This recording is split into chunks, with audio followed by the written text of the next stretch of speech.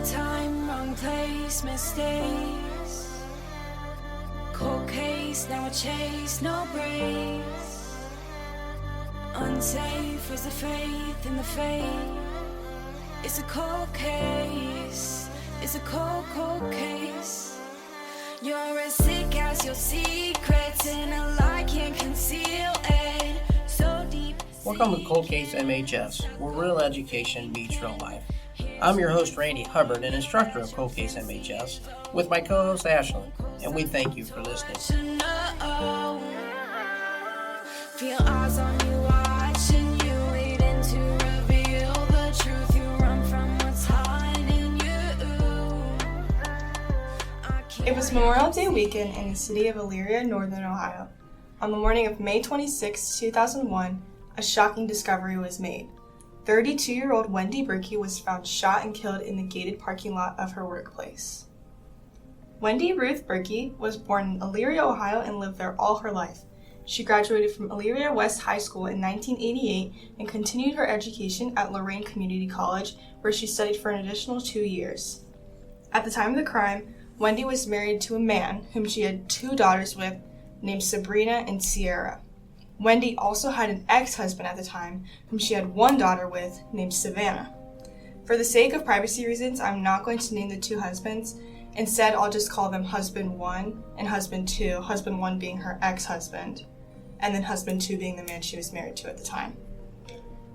Wendy was the crew chief of a cleaning company called Elyria Maintenance Company. She was sitting in the parking lot inside of her car when she was shot twice with a .45 caliber gun. The first shot didn't kill her, but the second shot did. So the person meant to kill her. Wendy's mom, Barbara Bohoric, said in a court TV interview, quote, "Somebody meant to kill her." So she mentioned the 2 shots that were taken at Wendy outside of her car. We actually received a picture of the van sitting in the parking lot, and it appeared as if there were 2 bullet holes that went through the passenger side window. What we found out from the sheriff, though, is that those were just reflections that were coming from the sun or the lights that were on the van at the time. She was actually shot standing outside of her car on the driver's side of it. Yeah, so she was actively trying to get into her car at the time. We were thinking that shot her once and then shot her again, which was the fatal shot. So we were wondering, since the killer did take 2 shots, is it because they were inexperienced with a gun, or was it because they wanted to inflict maximum pain or maximum fear in Wendy before she died? There are many odd coincidences in this case. For one, Wendy always worked with a partner, but on the day she was murdered, he was moved to a different crew, leaving her all by herself. So, would that person normally have been in the car with her? Yeah, well, she used to work with him, so they would work in pairs, but on this day, it was just a rare occurrence that he was moved. So that plays into a theory that maybe somebody from work did that on purpose to, isolate her. It was also said that she was having disagreements with other coworkers, but it's unclear that any disagreements led to her partner being assigned to a different crew that day. In that interview, it said that she was having disagreements with her coworkers. Was that at all maybe motive for someone? There was some disagreements, but those in the investigation back in 2001 and in my investigation, I could not find anything significant that those disagreements had anything to do with her homicide. So it was just a random coincidence that night her partner from work didn't go with her? Well,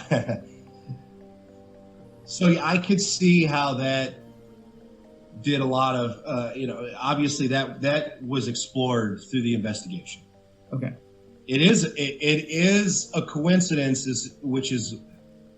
I will say, yes, it turns out it's a strange turn of events and a coincidence that was the one night she wasn't partnered up with someone. Right. But the person that did that did not have a motive, nor what we believed a connection to the theorized suspects. I do not think in the previous investigation or in my investigation that it was anybody work-related. I know that was kind of brought up in the past that maybe somebody with work, but there was nothing that would rise to homicide to that level.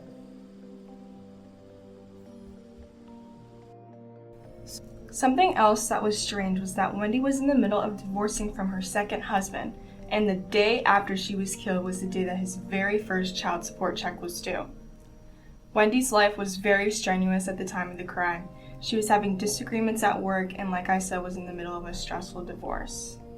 So at this point, the kids are fully in her custody, so I would assume that the divorce has, been completed. Yes, or something like that. All I read was that she was in the middle of having a divorce from him, but I assume it was probably almost over since the child support check was due. So they're at least separated, but yes, legally, they were separated, yeah. Yes. So I spoke with Wendy's oldest daughter, Savannah, who's the daughter of the first husband, and she told me that both her father and the second husband were both looked into by the police. So there's a little confusion between what husband is doing what's happening with who.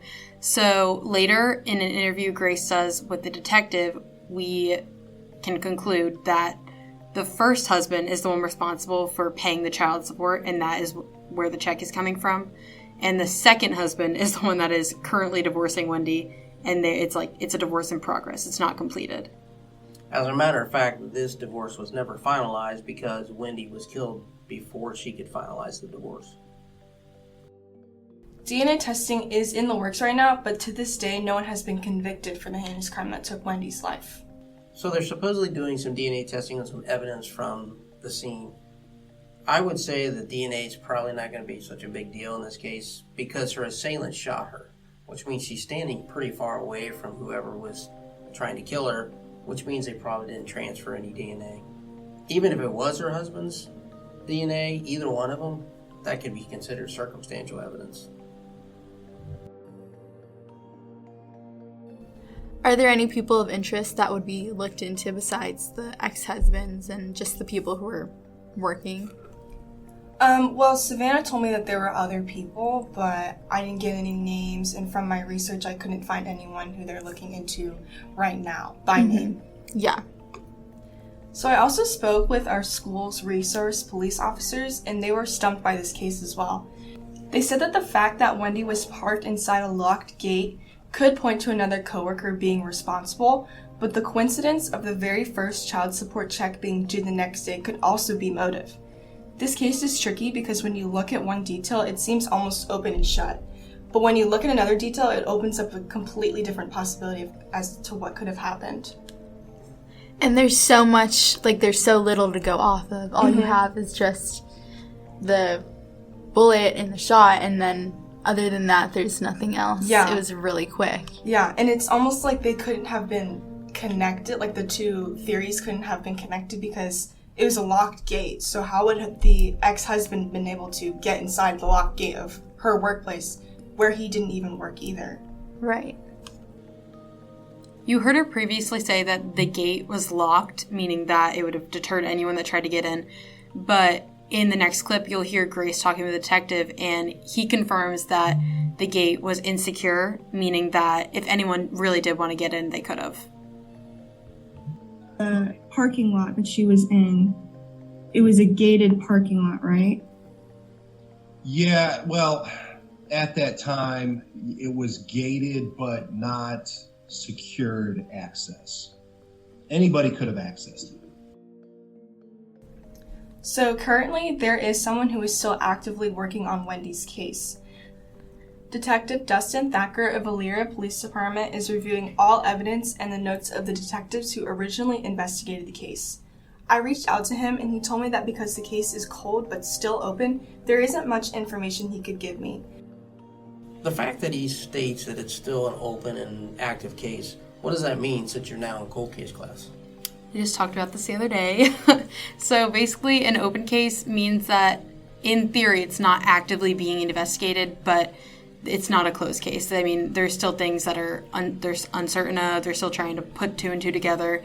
But it being an open and active case means that someone is still actively trying to collect data, more information, just to try to figure more things out.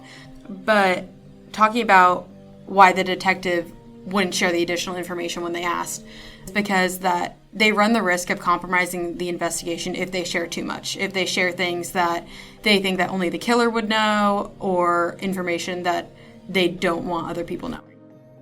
The detective tells Grace he can't say much about the case because it's still open. But Grace did some serious research and stumbled upon something he didn't think she would know. Listen to their interaction in this next clip and notice the surprise in his voice. At this point, he realizes that if a high school student can find that information, then there's no reason to avoid talking about it. So he sees this as a teaching moment. Now, just a reminder, we are not accusing anyone of this crime.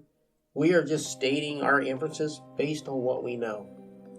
Don't know if this might be coincidence, but it was said that she was supposed to receive the first child support check the day after she was murdered. Is that just a coincidence as well? That's interesting that you even know that. How'd you find that out? I don't know. No, I that's actually interesting that you even know that. I didn't know that was. Wouldn't you think that's a pretty big motive? Yeah. That is very true. Okay. That is very true. Child support. She was killed on a holiday weekend, right? Yes. Yeah. Monday. The day after, that brand new child support check. Now remember, she's not divorced, so there wouldn't be child support, right? You're not divorced yet. There will be eventually, although that didn't happen because she died. Yes. But how old was Savannah when Wendy was killed? Do you know? I believe she was 3 or 4. Okay. So 3 or 4, and then all of a sudden, there's supposed to be a child support check. If you're 3 or 4 years old, shouldn't your dad have paid child support 3 or 4 years ago? Okay. But her father didn't always know that she existed, that she was hers, that she was his. Could that maybe have been motive for Patrick? Could be. You never know. Now that coincidence, that's not the same coincidence as the she was scheduled to work on her own. Mm-hmm. I've been keeping in contact with him, but as of now, there aren't any new updates. If anyone listening knows anything about Wendy's murder, even if it's a small detail that you think won't help, please call Detective Dustin Thacker at 440-326-1212 or email him at dthacker@cityofelyria.org.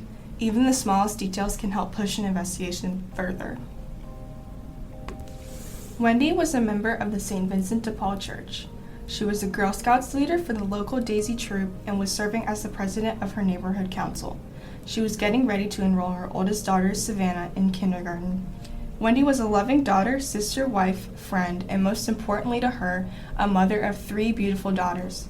Today, I want us all to remember Wendy for who she was and hope and pray that the person who took her life, took her away from her family and the people who loved her, will finally be brought to justice.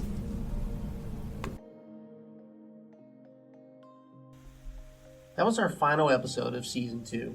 We thank all of our listeners for your support during this season. I do want to summarize 3 more cases that we researched during this season, but due to lack of information, or in one case, the students who worked on it were both sick the day we were supposed to tape it, and we were not able to get that episode out.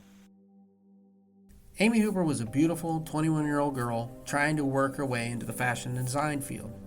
On March 9th of 1992, Amy went to her parents' house early in the morning to give back her mother's car and use her sister's car to get back to her apartment. Around noon, Amy's sister and her father went over to retrieve the car and knocked on the door, but Amy did not answer. Amy's sister saw her car in the parking lot, so she used the extra keys to get in because she was already late for work. Then they both left. But that's when things got scary. Amy, who always showed up for work on time, all of a sudden didn't show up. And nobody knew what that meant. Her father, now really concerned, went to the apartment to ask an apartment employee to let him in. What they would find would horrify them. Amy's lifeless, naked body was found beaten and stabbed to death in an upstairs room. The Columbus police believed that Amy knew her killer. There was no forced entry into the apartment, and they felt she had been posed by the killer in the position that she was found in. Not only that, the stab wounds were post-mortem. Who does that? Someone that had a real personal issue against her, most likely. The one piece of evidence that the police feel can turn the case around is a necklace that was found in her hand. It was a medallion painted in the colors of the African flag that she bought at a reggae festival. What is the significance of this? Someone out there knows. Unfortunately, Amy's killer is still at large 31 years later. If anyone out there knows anything about Amy Hooper's killer, her family would really like to get some closure for this case. If you know anything, please contact the Columbus Police Department as soon as you possibly can.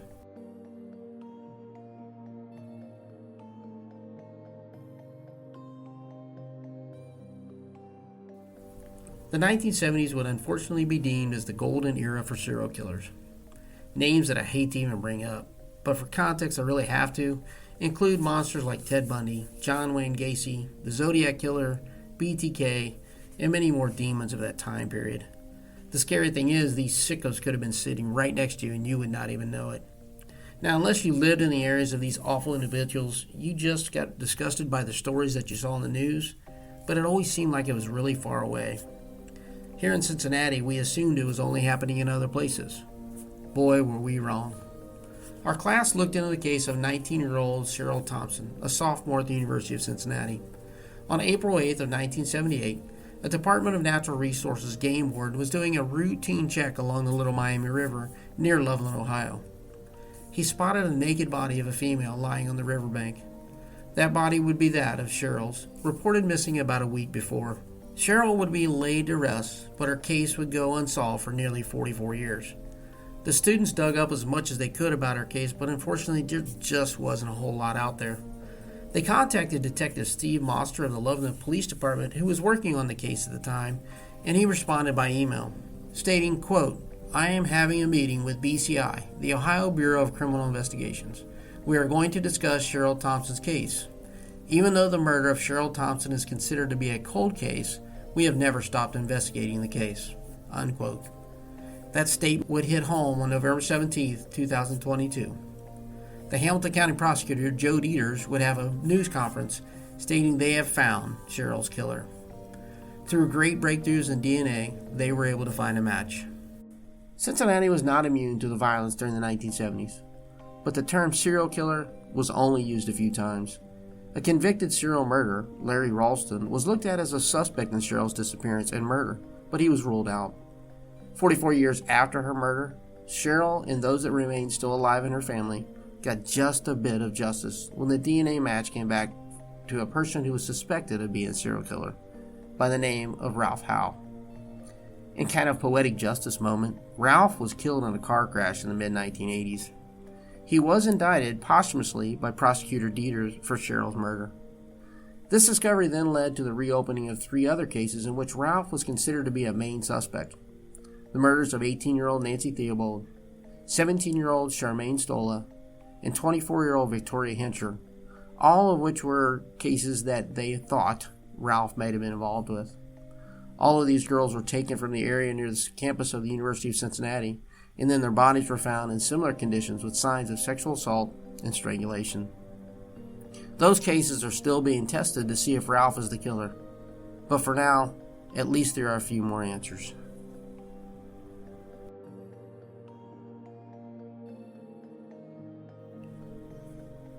The story of Fame Cooper unfortunately didn't get its own episode because the students that were involved both got sick right before taping of it, and unfortunately were not able to return back to school before they moved on.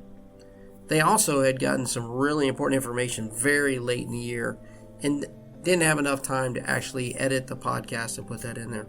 So I'm going to tell you what I know about Fame and her story. Fame was a 14-year-old young woman that disappeared on July 11th, 1990. People close to her thought that maybe she just ran away again because she did that often. Like most teenagers, she would eventually show up in a few days or a few hours. But unfortunately this time, she would not make it home. On November 10th, 1990, turkey hunters walking their way out of the woods happened to stumble upon the remains of Fame Cooper. There was a wire wrapped around the neck of the remains, and the mystery began, and the search for a killer still goes on today. Fame was a wonderful, caring person who, like many kids of her age, are easily persuaded to try new things, especially if they're hanging around with older people. Fame's childhood was not easy either. Her home life was difficult and she often acted out because of that. It wasn't unusual for her to be out all night or walking the streets of Fairmont, West Virginia alone. So when she didn't come home at first, most did not think the worst had happened to her. Immediately, names began to flow from the mouths of the locals of Fairmont, West Virginia, about the people they felt possibly could have had something to do with this. One of the obvious names was that of Norbert McGinty. Norbert was not a good dude, and how he eluded jail time for his many offenses really has me baffled, and to tell you the truth, a bit mad. If this guy is put away like he should have been, then maybe Fame Cooper and some of his other victims would have reached their full potential, and who knows, maybe Fame would have been famous for something for the right reasons, like helping people, something she always said she wanted to do. Unfortunately, Fairmont, West Virginia wasn't immune to controversy, as several police officers and a prosecutor all were indicted for obstruction of justice in another case. This makes things a little more difficult to find out information. Rumors flew around town about Norbert and his relationship with someone high up in the public office of Fairmont. Now, this has not been confirmed, so we won't speculate much on that. Norbert did leave town shortly after Fame's disappearance, and also the fact that there was another young girl's body recovered in the woods. Was Norbert a serial killer?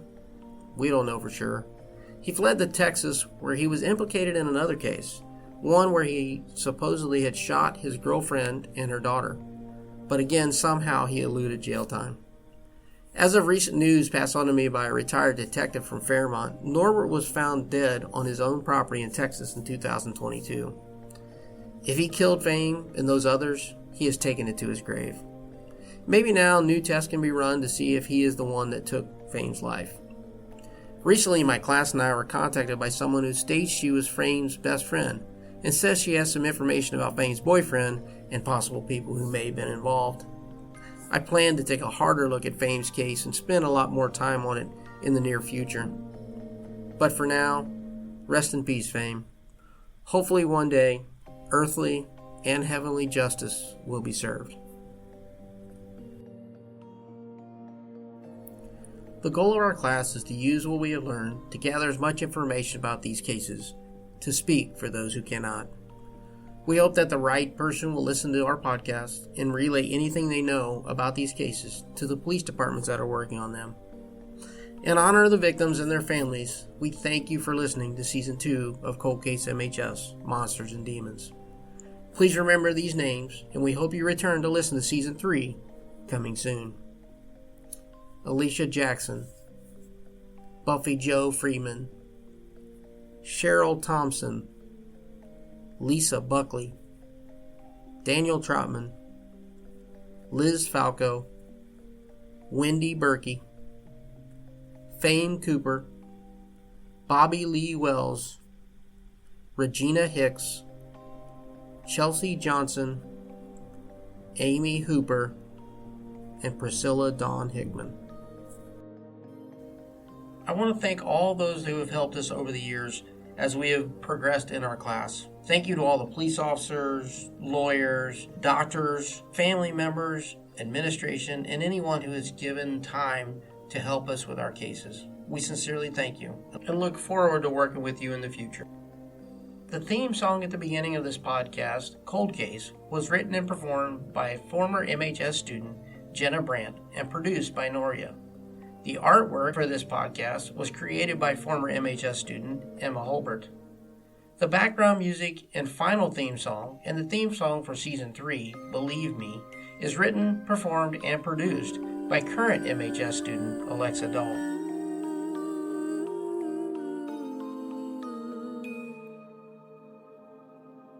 Believe me, it won't happen again. All those things that you said weren't true. You told me that we'd always be friends, but then what you did next didn't prove it. You said you had my back, but instead you attacked. You got me out of my head. It won't go unsolved this time. We'll catch you and your crimes will be shining the light on you.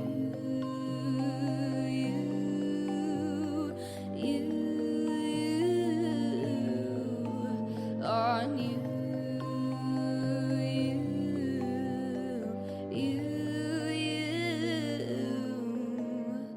I saw you acting innocent then, but you didn't expect what came next. You lost your freedom right there. We will make them aware it was you who said. You said you had my back, but instead you attacked. You got me out of my head. It won't go unsolved this time. We'll catch you and your crimes will be shining the light on you.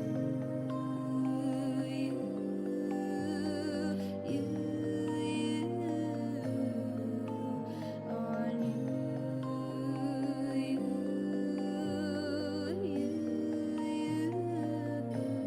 and don't even try to win it back, 'cause you lost it way before that.